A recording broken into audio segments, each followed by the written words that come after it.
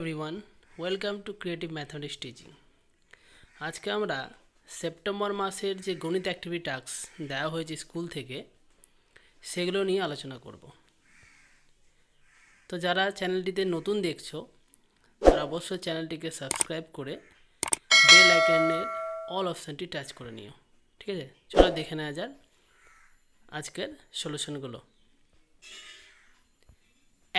এক নম্বরটা বলেছে এক্স ভ্যারিজাস ওয়াই স্কোয়ার এবং y ইকাল টু 3 যখন x equal to 9, x equal to 25 হলে y এর ধনাত্মক মান কি হবে? চলো আনসারটা আমরা x ভ্যারিজাস ওয়াই স্কোয়ার, তাহলে আমরা কি লিখতে পারবো এখান থেকে x equal to k y square, যেখানে কে একটি অশূন্য ভেদ ধ্রুবক। তাহলে এখান থেকে আমরা কে এর মানটা বার করে নিলাম, তাহলে কে ইজ ইকাল টু কী হচ্ছে এক্স বাই ওয়াই স্কোয়ার। ঠিক আছে, আর x equal to k y স্কোয়ারকে আমি 1 নম্বর সমীকরণ দিলাম। এবার ওরা বলেছিল যে এক্স ইকাল টু 9 যখন ওয়াই ইকাল টু 3, তাহলে x equal to 9 y equal to 3 বসিয়ে পাই। তাহলে কে ইকাল টু কী পেয়ে গেলাম, এক্সের মান 9 পুট করলাম, ওয়াইয়ের মান 3, তার স্কোয়ার মানে 9, তো 9/9 কেটে গেল, তাহলে কে এর মান কত হলো 1। এবার এই কে এর মান 1 আমরা 1 নম্বর সমীকরণে বসিয়ে পাই। তাহলে 1 নং থেকে কী পাচ্ছি, x equal to y square, কারণ কে ইকাল টু 1 পুট করে দিয়েছি, তো 1 ইন্টু ওয়াই স্কোয়ার মানে কী হয় ওয়াই স্কোয়ার। এবার ওরা বলেছিল যদি এক্স ইকাল টু 25 হয় তাহলে ওয়াইয়ের মান কত, তাহলে এক্স ইকাল টু 25 বসিয়ে দিলাম, তাহলে 25 is equal to y square, তাহলে ওয়াই ইজ ইকাল টু কত হবে √25, আর √25 মানে কি 25-এর বর্গমূল হচ্ছে 5, তাহলে অপশান এ ইজ কারেক্ট। দেখো 2 নম্বরটা, এ ও বি যথাক্রমে 2500 এবং 2000 টাকা দিয়ে একটি ব্যবসা শুরু করে। 1 বছর পরে ব্যবসায় 720 টাকা ক্ষতি হলে এর ক্ষতি কত হবে? তাহলে আমরা কি করব বলো তো, প্রথমে এ আর বি এর মূলধনের অনুপাতটা বার করে নিই। তাহলে এ ও বি এর মূলধনের অনুপাত 2500/2000, 0 কেটে গেল, তাহলে 25/20 5 দিয়ে ভাগ করে দাও, তাহলে কত হবে 5/4। এবার মোট ক্ষতি বলেছিল 720 টাকা, তাহলে ওখান থেকে এর ক্ষতি কত হবে বলো তো, 720 ইন্টু 5/5 আর 4-এর যোগফল 9, তাহলে 720 ইন্টু 5/9, 9তে 720কে যদি তোমরা কেটে দাও তাহলে কত হয় 80 হয়, কারণ 80কে 9 দিয়ে গুণ করলে 720 হয়, তাহলে 80কে 5 দিয়ে গুণ করলে কত হয় 400, তাহলে এর ক্ষতি কত হলো 400 টাকা, অর্থাৎ option B is correct. Next দেখো 3 নম্বরটা, দুটি বৃত্ত পরস্পরকে শিবিন্দুতে বহিঃস্পর্শ করে। এ বি বৃত্ত দুটির একটি সাধারণ স্পর্শক বৃত্ত দুটিকে এ ও বি বিন্দুতে স্পর্শ করে, কোন এসিবি এর পরিমাপ হলো, তো অ্যান্সারটা ডি হবে। ঠিক আছে, অপশান ডি ইজ কারেক্ট। যদি তোমরা আনসারটা দেখে নিতে চাও তাহলে দেখে নাও, জাস্ট করে নিও, পরে কাজে লাগতে পারে। দেখো আমি দুটো বৃত্ত অঙ্কন করেছি, যার কেন্দ্র এক্স আর একটা কেন্দ্র হচ্ছে ওয়াই, তারা পরস্পরকে সি বিন্দু স্পর্শ করেছে। ঠিক আছে, এবার এ বি হচ্ছে তাদের সাধারণ স্পর্শক, দেখো মানে একটা বৃত্তকে এ বিন্দু টাচ করেছে একটা বি বিন্দুতে। এবার আমি সি বিন্দুতে একটি স্পর্শ অঙ্কন করেছি যা ওই এ বি স্পর্শকটিকে দেখো আর বিন্দুতে ছেদ করেছে। তাহলে আমরা এখান থেকে প্রমাণ করতে পারবো যে আর যে বিন্দু ছেদ করলো সি বিন্দুতে যে স্পর্শকটা তা এ বি স্পর্শকে সমদ্বিখণ্ডিত করে। তো দেখো সেটা প্রমাণ করা আছে। ঠিক আছে, যদি আমরা আর বিন্দু থেকে দেখি যে আর এ এবং আর সি দেখো এক্স কেন্দ্রীয় বৃত্তের স্পর্শক। ঠিক আছে, একটু খেয়াল করো যে আর বিন্দু থেকে আর এ এবং আর সিটা এক্স কেন্দ্রীয় যে বৃত্তটা আছে তার স্পর্শক, তাহলে আমরা উপাদান নম্বর 41 থেকে বলতে পারি যে আর এ সমান আর সি। একইভাবে ওয়াই কেন্দ্রীয় বৃত্তের ক্ষেত্রেও দেখো আর বি সমান আর সি বলতে পারি। ঠিক আছে, তাহলে আর এ সমান যদি আর সি হয়, আর বি সমান আর সি হয়, তাহলে এখান থেকে বলাই যায় যে আর এ সমান কী হবে আর বি হবে। তাহলে এখান থেকে প্রমাণ হয়ে গেল যে আর বিন্দু এ বি স্পর্শকে সমদ্বিখণ্ডিত করে। এবার তোমরা ত্রিভুজ এ আর সি থেকে দেখো যে কোন আর এ সি আর কোন আর সি এ সমান, কারণ R A is equal to R C. আবার একইভাবে ত্রিভুজ বি আর সি থেকে দেখো কোন আর বি সি এবং কোন আর সি বি সমান, কারণ R B is equal to R C. এবার ত্রিভুজ এ বি সি থেকে তুমি কি লিখতে পারবে, কোন এসিবি সমান কোণ আরসিএ প্লাস আরসিবি। আর একটু আগে প্রমাণ করলে যে কোণ আরসিএ মানে হচ্ছে আরএসি কোণ, আর কোণ আরসিবি মানে হচ্ছে কোণ আরবিসি, তাহলে পুট করে দিলাম। এবার আবার ছবি থেকে দেখো কোণ আরএসি সমান হচ্ছে কোণ বিএসি, আর কোণ আরবিসি মানে হচ্ছে কোণ এবিসি, তাহলে পুট করে দিলাম। এবার আমি কোণ এসিবি ইকুয়াল টু অ্যাকচুয়ালি পেয়ে গেলাম হচ্ছে কোণ বিএসি প্লাস কোণ এবিসি। এবার আমি বোথ সাইডে কী করলাম, কোণ বিএসি আর কোণ এবিসি একটা করে অ্যাড করলাম, তাহলে বাম দিকে হয়ে গেল কোণ এসিবি প্লাস কোণ এবিসি প্লাস কোণ বিএসি। আর এদিকে যখন আমরা কোণ বিএসি আর এবিসি যোগ করবো তখন দেখো অলরেডি একটা করে ছিল, আর একটা করে অ্যাড হচ্ছে মানে দুটো করে হয়ে গেল, তো টুটা কমন নিয়ে নিলাম, তাহলে কোণ বিএসি প্লাস কোণ এবিসি। এর বাম দিকে দেখো কোণ এসিবি প্লাস কোণ বিএসি প্লাস কোণ এবিসি, এটা হচ্ছে এবিসি ত্রিভুজের তিনটি কোণের যোগফল। তো এবিসি ত্রিভুজের তিনটি কোণের যোগফল সবসময় 180 ডিগ্রি হয়, তাহলে 180 ডিগ্রি আমি পুট করে দিলাম। তাহলে ইজুকাল টু হবে 2 ইন্টু কোণ এসিবি, কারণ দেখো আমরা একটু আগেই দেখলাম যে কোণ এসিবি সমান হচ্ছে কোণ বিএসি প্লাস কোণ এবিসি, তাহলে তার মানটা পুট করে দিলাম এখানে, তাহলে পেলাম 2 ইন্টু কোণ এসিবি। তাহলে কোণ এসিবি ইকাল টু কত পেলাম, 180কে 2 দিয়ে ভাগ করলে 90 ডিগ্রি, অর্থাৎ অপশান ডি ইজ কারেক্ট। 4 নম্বরটা, একটি নিরেট অর্ধগোলকের সমগ্র তলের ক্ষেত্রফল 147 পাই বর্গ সেমি হলে উহার ব্যাসার্ধ কত হবে। তো দেখো ধরি একটি নিরেট অর্ধগোলকের ব্যাসার্ধ 8 সেন্টিমিটার ধরে নিলাম, তাহলে আমরা জানি যে একটা নিরেট অর্ধগোলকের সমতলের ক্ষেত্রফল কত হয় বলো তো, 3 পাই আর স্কোয়ার বর্গ সেন্টিমিটার।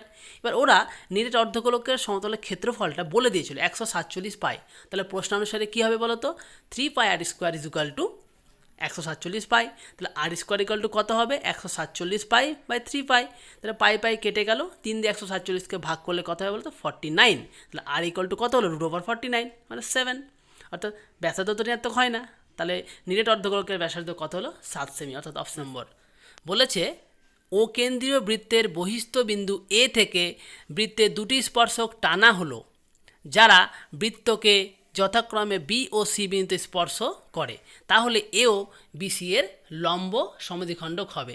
তো এই বিবৃতিটি সত্য হবে কি করে বুঝলাম, তোমরা দেখবে তোমাদেরই বইয়ের পেজ নাম্বার 213-তে প্রয়োগ নাম্বার 12-তে স্টেটমেন্টটা লেখা আছে এবং প্রমাণটাও করে দেওয়া আছে, তোমরা প্রমাণটা করে নিও, কারণ এটা প্রয়োগ হিসাবে তোমাদের মাধ্যমিকে আসতে পারে। তো যেহেতু স্টেটমেন্টটা ওই প্রয়োগে লেখা আছে, অতএব বিবৃতিটি কী হলো, সত্য। প্রমাণটা একবার দেখে নিও।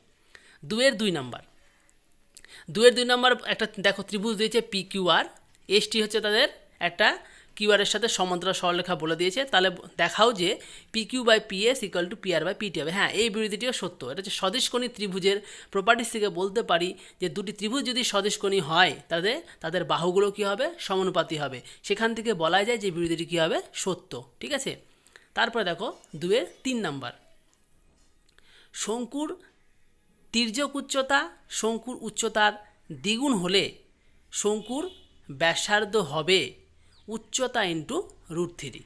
ঠিক আছে, তাহলে দেখে নি। দেখো 3 নম্বরটা, ধরি শঙ্কুর ভূমি ব্যাসার্ধ আর একক, উচ্চতা এইচ একক আর তির্যক উচ্চতা এল একক। এবার ওরা বলে দিয়েছিল কি এল ইকুয়াল টু 2h, তারা প্রদত্ত হচ্ছে এল ইকুয়াল টু 2h। এবার আমরা জানি এল আর এইচ এর মধ্যে একটা সম্পর্ক আছে, কি সম্পর্ক, এল স্কোয়ার ইকুয়াল টু হচ্ছে r square plus h square. তাহলে এল এর মানটা পুট করে দাও, 2h এর whole square is equal to r square plus h square. 2h এর হোল স্কোয়ার যদি করে দাও তাহলে কী আসছে, 4h square is equal to r square plus h square. তাহলে আর স্কোয়ারের মান এখান থেকে পেয়ে গেলে 4h square minus h square equal to 3h square. তাহলে আর ইকুয়াল টু কত হবে, √3h স্কোয়ার। তাহলে আর ইকুয়াল টু কত হয়ে গেল, এইচ স্কোয়ারের বর্গমূল হচ্ছে এইচ ইন্টু √3, মানে ব্যাসার্ধ ইকুয়াল টু কী পেলাম, উচ্চতা ইন্টু √3। তাহলে হ্যাঁ, বিবৃতিটি সত্য। 4টা দেখো, একটি ব্যবসায় এ ও বি এর মূলধন অনুপাত 7:5 এবং এ মোট লাভের 140 টাকা পেলে বি পায় 125 টাকা, তাই তো, মানে মোট লাভের মধ্যে 140 টাকা এ পেয়েছে আর বি পেয়েছে 125 টাকা। তাহলে জাস্ট 140 আর 25-এর তুমি যদি অনুপাত করে দাও, অর্থাৎ দেখো এ ইস টু বি 140 টু 125 যদি আমরা কাটাকুটি করি তাহলে পাচ্ছি 28:25, অর্থাৎ বিবৃতিটি মিথ্যে। দেখে নাও 3 অঙ্কটা। ঠিক আছে, বলেছে 3 বন্ধু এ বি এবং সি একসঙ্গে কিছু মূলধন নিয়ে একটি বাস ক্রয় করে। তারা ঠিক করেন যে মোট আয়ের 2/5 অংশ কাজের জন্য 3:2:2 অনুপাতে ভাগ করে নেবেন। কোনো এক মাসে যদি 29,260 টাকা আয় হয় তাহলে কাজের জন্য এর আয় বি এর থেকে কত বেশি হবে। তাহলে কোন এক মাসে মোট আয় হচ্ছে 29,260 টাকা। মোট আয়ের 2/5 অংশ মানে কত? 29,260 ইন্টু 2/5। তাহলে আমরা যদি কাটাকুটি করি তাহলে কত পাচ্ছি? 11,704 টাকা। ওই টাকা 3 বন্ধু এ, বি ও সি কাজের জন্য 3:2:2 অনুপাতে ভাগ করে নেন। তাহলে এ কত পাবে? 11,704 ইন্টু 3/3 + 2 অর্থাৎ 3/7। যদি আমরা কাটাকুটি করি 7 দিয়ে 11,704কে, তাহলে 1,672 হয়। 1,672কে 3 দিয়ে গুণ করলে হয় 5,016 টাকা। একইভাবে বি কত পাবে? 11,704 ইন্টু 2/7। তাহলে কাটাকুটি করে কত পেলাম? 3,344 টাকা। তাহলে এর আয় বিয়ের আয় থেকে বেশি হয়েছে। কত বেশি হয়েছে? 5,016 থেকে 3,344 টাকা বাদ দিলাম, 1,672 টাকা। চলো 3-এর 2 নম্বরটা। একটি লম্ববৃত্তাকার চোঙ এবং লম্ববৃত্তাকার শঙ্কুর ভূমিতলের ব্যাসার্ধের দৈর্ঘ্যের অনুপাত 3:4 এবং তাদের আয়তনের অনুপাত 9:8। চোঙ ও শঙ্কুর উচ্চতার অনুপাত নির্ণয় করি। চলো দেখে নিই কীভাবে করতে হবে। ধরি লম্ববৃত্তাকার চোঙের ভূমিতলের ব্যাসার্ধ r একক এবং উচ্চতা h একক এবং আয়তন v1 ঘন একক। আবার একইভাবে ধরি লম্ববৃত্তাকার শঙ্কুর ভূমিতলের ব্যাসার্ধ R একক এবং উচ্চতা H একক এবং আয়তন v2 ঘন একক। প্রদত্ত অর্থাৎ ওরা বলে দিয়েছিল যে চোঙের ব্যাসার্ধ অর্থাৎ r আর শঙ্কুর ব্যাসার্ধ অর্থাৎ R তাদের অনুপাত হচ্ছে 3/4। তাহলে আমাদের বলে দিয়েছে r/r = 3/4 এবং বলে দিয়েছিল তাদের আয়তন অনুপাত হচ্ছে 9/8। তাহলে v1/v2 = 9/8। তাহলে অতএব v1/v2 আমরা কী লিখতে পারি? v1 মানে তো হচ্ছে চোঙের আয়তন। তো চোঙের আয়তনের ফর্মুলা কি? πr²h। দেখো পুট করে দিলাম। আর v2 মানে হচ্ছে শঙ্কুর আয়তন। শঙ্কুর আয়তনের ফর্মুলা কি? 1/3 πr²h। শুধু লক্ষ্য করো চোঙের ক্ষেত্রে r h আর শঙ্কুর ক্ষেত্রে R H। তাহলে যদি আমরা কাটাকুটি করি তাহলে কি পাচ্ছি? 3r/r² × h/h। এবার তো v1/v2 মান তো 9/8 আমরা বলে দিয়েছিল। তাহলে v1/v2 মান 9/8 পুট করে দিলাম। তাহলে 9/8 = 3 × 3/4² ইন্টু h/h। তাহলে কাটাকুটি করে কী পাচ্ছি আমরা এখান থেকে? h/h পেলাম হচ্ছে 2/3 অর্থাৎ h = 2:3 অর্থাৎ চোঙ এবং শঙ্কুর উচ্চতা অনুপাত কত হবে? 2:3। পরেরটা দেখে নাও 3-এর 3 নাম্বার।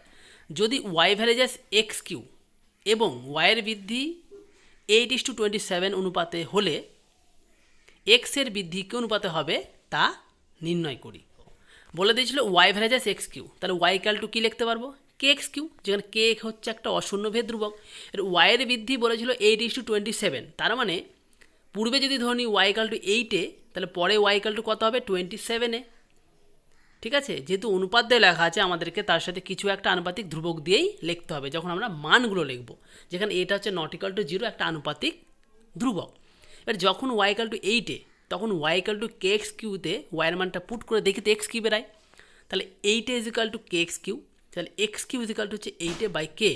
অতএব x কত হলো? তাহলে 8-এর ঘনমূল হচ্ছে 2 আর a/k এর তো ঘনমূল হয় না, তাহলে a/k টু দি পাওয়ার হচ্ছে 1/3। আবার যখন y = 27-এ একইভাবে যদি পুট করে দাও তাহলে 27-এ = kx³। x³ হচ্ছে 27a/k। তাহলে x কত হচ্ছে? 27-এর ঘনমূল হচ্ছে 3, তাহলে 3 × a/k টু দি পাওয়ার 1/3। এবার x এর বৃদ্ধি অনুপাত তাহলে কী হবে? জাস্ট কিছু না, x এর যে দুটো মান বের করলাম ভাগ করে দাও। তাহলে 2 × a/k to the power 1/3 by 3 × a/k to the power 1/3। a/k to the power 1/3 কেটে গেল, পরে থাকলো 2/3। তাহলে x এর বৃদ্ধি অনুপাত কত হলো? 2:3। চারটা দেখো, যুক্তি দিয়ে প্রমাণ করো যে বৃত্তের বহিস্থ কোনো বিন্দু থেকে যে দুটি স্পর্শ অঙ্কন করা যায় তাদের স্পর্শ বিন্দু দুটির সঙ্গে বহিস্থ বিন্দুর সংযোজক সরল রেখাংশ দুটির দৈর্ঘ্য সমান এবং তারা কেন্দ্রে সমান কোণ উৎপন্ন করে। ঠিক আছে, তো 4 নম্বরটা ঠিক আছে তোমাদের উপপাদ্য 41 নম্বর, পেজ নাম্বার 211-তে আছে। তোমরা প্রমাণটা দেখে নিও, মাধ্যমিকে কোশ্চেনটা প্রায়ই আসে, তো একটু জাস্ট করে নিও। তো অবশ্যই চ্যানেলটিকে সাবস্ক্রাইব করতে ভুলবে না। চ্যানেলটি হচ্ছে creative mathematics teaching. Please subscribe and till the end of my video. Thank you.